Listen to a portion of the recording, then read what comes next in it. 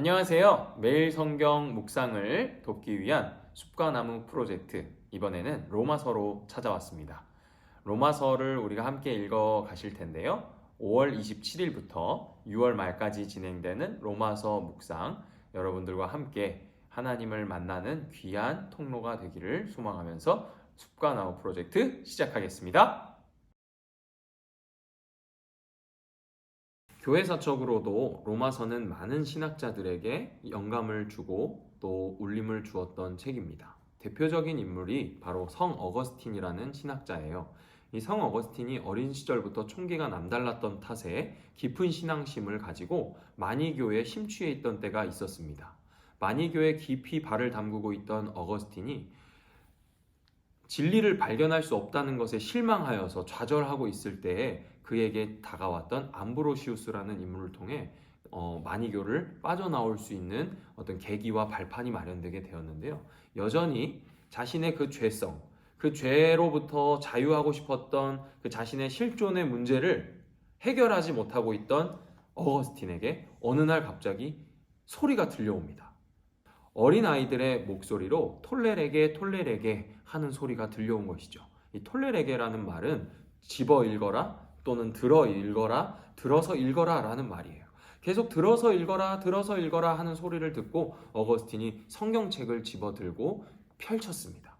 그때 딱 펼쳤을 때 나왔던 하나님의 말씀이 바로 로마서 13장 13절부터 14절까지의 말씀입니다. 함께 말씀을 보실까요? 방탕과 술 취하지 말며 음란과 호색하지 말며 쟁투와 시기하지 말고 오직 주 예수 그리스도로 옷 입고 정욕을 위하여 육신의 일을 도모하지 말라. 방탕과 호색과 논쟁하기를 즐겨하던 이 자신의 삶을 찌르고 침투해 들어오는 하나님의 말씀의 그 살아있는 능력을 어거스틴이 경험하게 되었던 겁니다. 교회 역사상 가장 위대한 교부 가운데 한 사람, 존 칼빈에게 많은 영감을 주었던 인물인 이 어거스틴의 결정적인 회심을 일으킨 말씀이 바로 사도 바울의 로마서예요. 어거스틴뿐 아닙니다. 우리가 잘 알고 있는 마틴 루터. 이 마틴 루터는요, 그의 로마서 주석 서론에서 이 로마서를 이렇게 소개하고 있어요.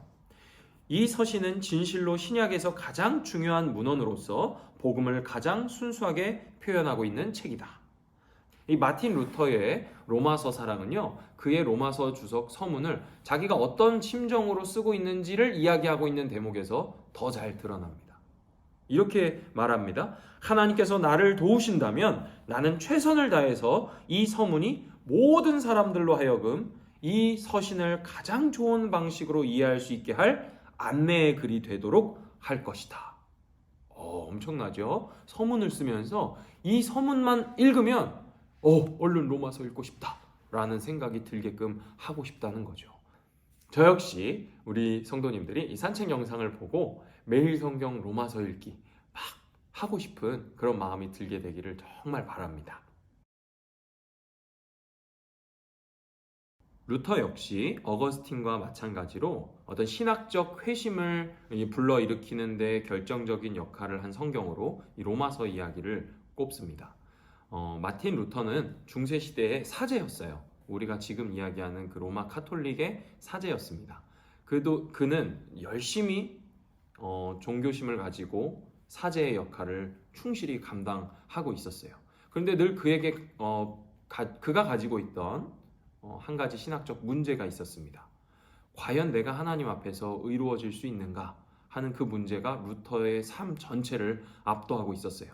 그래서 루터는 늘 고해성사를 누구보다 더 많이 하고 누구보다 더 많이 기도하고 누구보다 더 많이 성경 연구를 하면서 어떻게든 하나님 앞에서 거룩하게 살기 위해 애를 쓰고 있었습니다.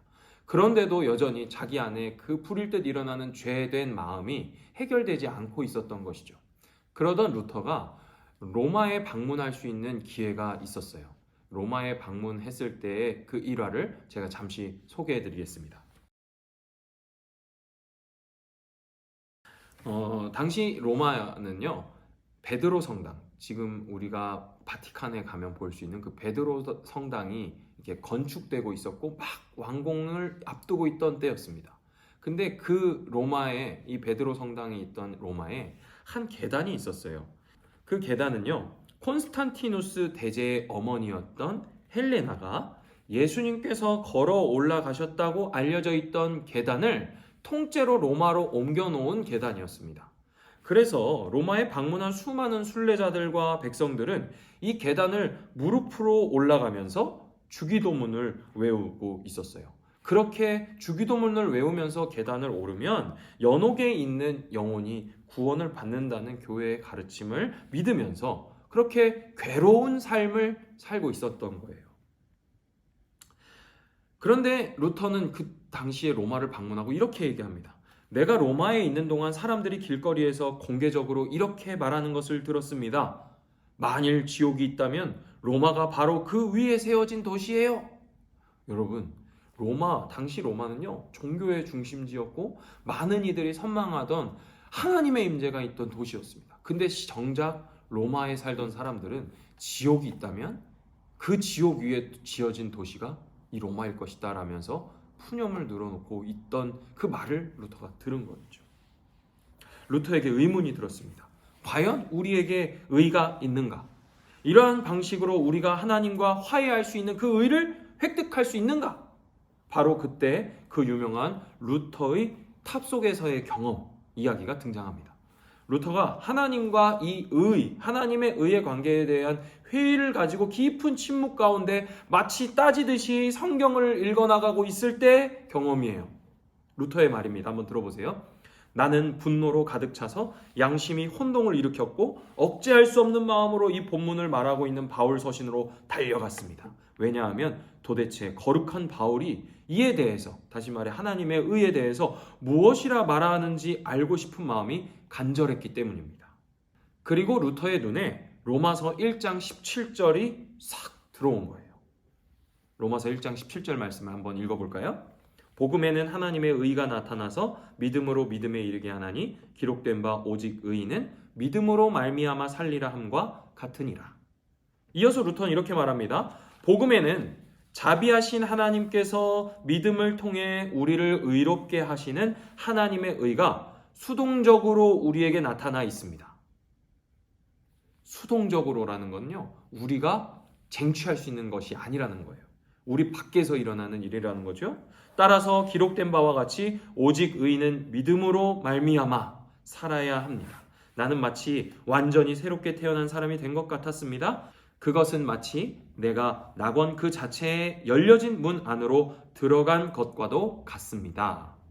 루터는 자신의 그 탑속에서의 경험을 이렇게 회고하고 있습니다. 루터가 가지고 있던 이 하나님의 의에 대한 문제가 복음으로 완전히 해결되었던 거예요. 그동안 어떤 행위를 통해서만 그 의를 얻을 수 있을 거라고 생각했고 믿었고 교회가 가르쳐 왔다는 것이 이제 완전히 뒤집어지게 된 것이었죠.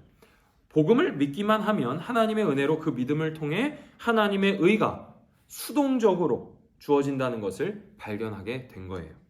로마서는요, 교회 역사상 이렇게 중요한 순간에 그 존재감을 드러내서 많은 이들에게 영감을 주었습니다. 그리고 복음을 순전하게 지킬 수 있는데 이바지했어요.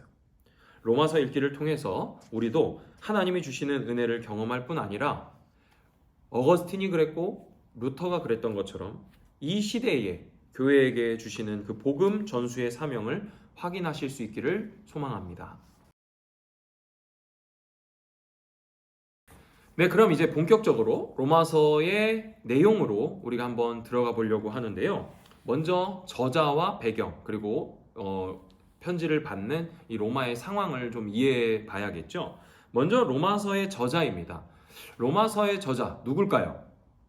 네, 바로 바울이죠. 로마서는 1장 1절에서 밝히고 있는 것처럼 사도로 부르심을 받은 예수 그리스도의 종 바울이 저자입니다. 그러나 로마서가 밝히고 있는 것처럼 바울이 직접 기록하거나 글쓰기를 한 것은 아닌 것 같아요. 로마서 16장 22절을 보면 본래 편지에 덧붙여진 것으로 보이는 이 더디오라는 인물의 목소리가 기록되어 있는 걸 볼 수 있죠. 더디오는 이 편지를 기록하고 있는 나 더디오라고 말하면서 자신이 로마서를 기록하고 있는 장본인임을 밝히고 있습니다. 그런데 그렇다고 해서 더디오가 로마서의 저자가 될 수는 없겠죠. 사도 바울이 로마서를 썼다는 사실에 영향을 주는 이야기는 아닙니다. 이것을 흔히 대필했다라고 이야기하죠. 그렇다면 로마서는 언제 쓰여졌을까? 그리고 어디서 쓰여졌을까 하는 것이 우리의 관심입니다. 바울이 로마서를 기록한 장소는 아가야 지방에 있는 고린도입니다. 시기적으로는 3차 전도 여행을 마치면서 예루살렘으로 돌아가는 중에 기록된 것으로 많이들 인정하고 있습니다. 사도 바울이 3차 전도 여행을 마치고 약 3개월가량 헬라 지역, 그리고 오늘날의 그리스 지역에 머물고 있었는데요. 그리고 자신이 그곳에 머물면서 가이오의 집에 머물고 있다고 말하고 있어요. 가이오는 고린도전서 1장 14절에 등장하는 이름인데, 만일 로마서에 나오는 이 가이오와 고린도전서에 등장하는 이 가이오가 동일 인물이라고 한다면 가이오는 고린도 사람이고 바울이 가이오의 집에 있으니까 지금 바울은 고린도에 있는 것이 되겠죠. 그래서 이 로마서는 고린도에서 쓰여졌을 것이다 라는 데 많은 신학자들이 동의하고 있습니다. 또 다른 증거는 바로 자매 베베라고 하는 자매의 행적입니다. 로마서 16장 1절에서 2절을 보면요, 바울은 베베를 로마 교회에 추천하고 있어요. 그녀는 겐그레아 교회의 일꾼이다 라고 묘사되는 인물입니다. 겐그레아는 고린도 교회 동쪽에 있던 항구 도시입니다. 베베는 바울의 편지를 가지고 로마로 간 것으로 생각되는 인물이에요. 그렇기 때문에 이 베베가 겐그레아의 일꾼이었다면 지금 이 베베가 고린도에서 바울의 이 편지를 들고 로마로 간 사람일 겁니다. 또 16장 23절에 보면 이 도시의 재무관 에라스도가 문안한다고도 기록하고 있어요.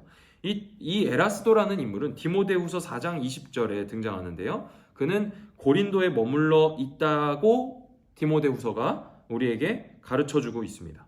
만일 이 에라스도 역시 로마서에 등장하는 에라스도와 디모데후서에 등장하는 에라스도가 동일 인물이라면 바울은 고린도 사람 에라스도와 함께 있었던 것이 되니까 지금 이 편지를 기록하고 있는 장소가 고린도라고 할 수 있겠습니다. 정리하자면 로마서는 바울이 3차 전도 여행을 마치고 헬라에 머물고 있던 3개월 동안 쓰여진 것이고요. 이 기간은 AD 53년부터 60년 사이가 됩니다. 그리고 장소는 3가지 이유로 고린도였을 것이라고 추정할 수 있어요. 첫 번째 이유는 가이오라는 인물, 두 번째 이유는 베베라고 하는 인물, 세 번째 이유는 에라스도라는 인물 때문입니다. 세 번째, 수신자입니다. 바울의 이 로마서를 누가 받고 있을까요? 바로 로마에 있던 교회겠죠. 로마서의 수신자는 로마서가 증언하는 것처럼 로마에 있는 성도들입니다. 로마서 1장 7절은 그들을 이렇게 묘사합니다. 로마에서 하나님의 사랑하심을 받고 성도로 부르심을 받은 모든 자라고 묘사하고 있어요. 로마에 있는 성도들에게 누가 복음을 전했는지 직접적으로 알 수 있는 방법은 없습니다. 바울 역시 로마서를 쓸 때까지도 로마에 방문한 적이 없기 때문이에요. 그런데 간접적으로 추측해 볼 수 있습니다. 사도행전 2장을 보면 로마로부터 온 나그네가 있었다라고 말해요. 아마도 이때 오순절 성령 강림 사건을 목격하고 베드로의 설교를 들었을 거라고 예상되는 이들이 베드로의 설교를 듣고 로마로 돌아가서 계속해서 예배를 드리는 공동체로 모였다면 그들이 이 로마의 교회를 이루었겠죠. 그래서 바울의 편지를 받는 교회로 남아 있었을 가능성이 있습니다. 이 로마의 교회를 이루었던 이 성도들의 경험, 예루살렘에 있을 때 베드로의 설교를 들었던 이 경험이 이 로마 교회와 예루살렘 교회의 가교 역할을 했을 거라고 보여집니다. 이런 이유 때문에 로마 교회는 예루살렘과 상당히 긴밀한 밀접한 관계를 유지하고 있었을 거로 보이는데요. 그렇다 보니까 이 교회의 구성원은 유대인 출신 그리스도인과 이방인 출신 그리스도인이 함께 있었을 거라고 예상이 됩니다. 다시 말해서 인종과 출신이 다양한 각계각층의 사람들이 모여 있던 공동체가 이 로마 공동체였던 거예요. 그러다 보니까 약간의 갈등의 씨앗이 있었겠죠. 로마서 주석을 쓴 롱게네커라는 사람은요, 이 인종적 다양함 속에서도 그들이 예루살렘과 긴밀한 관계를 유지하고 있었기 때문에 한 가지 문제가 대두되었을 것이라고 말합니다. 그것은 바로 유대주의적 사고방식이에요. 갈라디아서에서 바울이 말하는 복음이 아닌 다른 복음, 즉 유대주의자들까지는 그들이 아니었겠지만 그들이 모세의 율법을 존중했고 또 제의적인 의식과 윤리적 행위를 따르는 이 유대주의적 사고를 바탕으로 복음을 생각했을 것이다 라는 것을 롱게네커가 지적하고 있는 겁니다. 그래서 바울은 그들을 정죄하거나 다른 서신들에서처럼 다른 복음을 과도하게 경계하는 대신에 율법의 행위가 아닌 믿음으로 얻는 구원의 은혜를 강조하고 있는 것으로 보여집니다.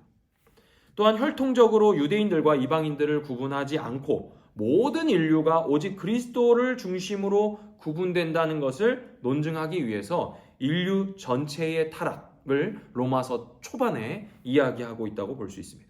로마서 3장 10절 의인은 없나니 하나도 없으며 이렇게 얘기하고 또 이어서 23절에 모든 사람이 죄를 범하였음에 하나님의 영광에 이르지 못하더니 라고 이야기하면서 전통적인 유대인들의 인종 구분, 다시 말해 유대인 아니면 이방인 혈통적으로 인류를 구분하는 게 아니라 그리스도 안에 있느냐 그리스도 밖에 있느냐로 인류를 구분함으로써 로마 교회 공동체 안에 있던 유대인과 이방인 다양한 인종 각계각층에 있던 이 인종의 문제들을 그리스도 중심으로 해결하는 것이죠.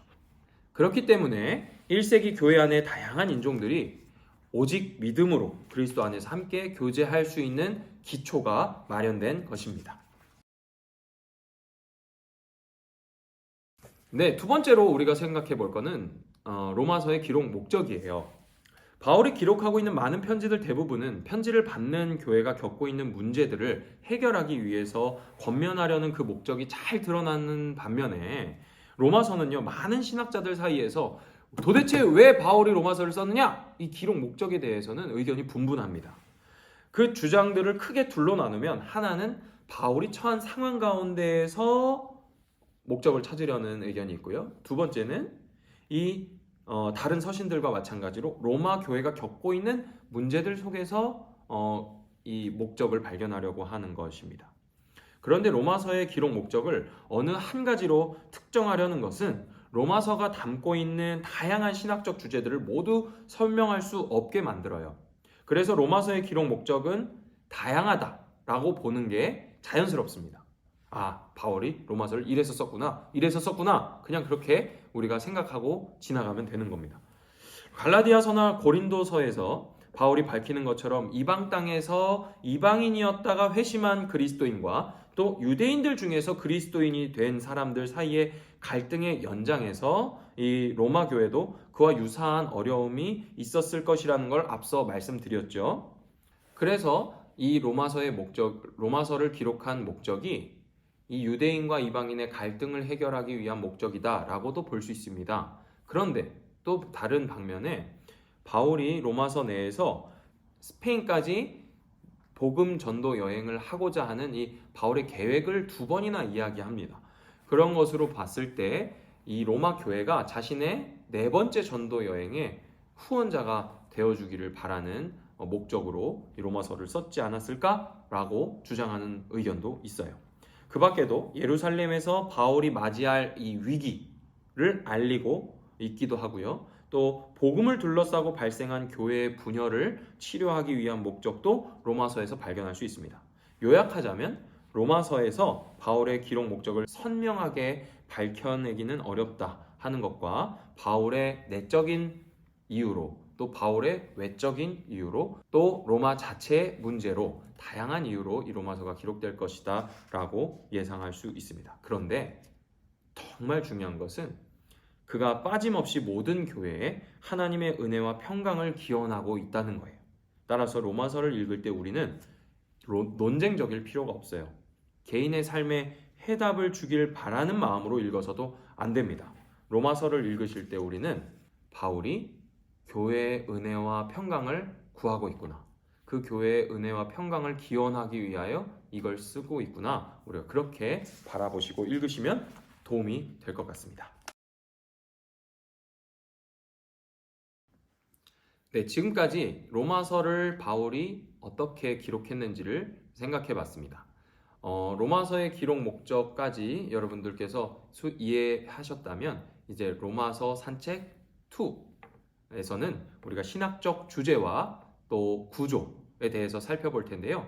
로마서 산책 두 번째 이야기도 기대함으로 기다려 주셨으면 좋겠습니다. 그럼 안녕!